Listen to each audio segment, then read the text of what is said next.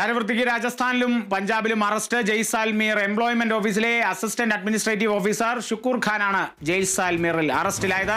Shukkur Khan ISI ഏജന്റുമാരുമായി സൈനിക വിവരങ്ങൾ പങ്കുവച്ചതായി കണ്ടെത്തിയിട്ടുണ്ട്. ഖാൻ വളരെ കാലമായി നിരീക്ഷണത്തിലായിരുന്നുവെന്ന് പോലീസ് സ്ഥിരീകരിച്ചു. ഇന്ത്യ പുറത്താക്കിയ പാക് എംബസി ഉദ്യോഗസ്ഥൻ ഡാനിഷുമായി ഷുക്കൂർ ഖാന് ബന്ധമുണ്ടെന്നാണ് കണ്ടെത്തൽ.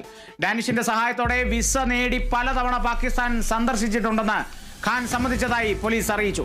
ഓപ്പറേഷൻ സിന്ദൂറിനിടെ സൈന്യത്തിന്റെ നീക്കങ്ങളുമായി ബന്ധപ്പെട്ട തന്ത്രപ്രധാന വിവരങ്ങൾ പാകിസ്ഥാന് കൈമാറിയ ഗഗൻദീപ് സിംഗ് ആണ് പഞ്ചാബിൽ അറസ്റ്റിലായത്.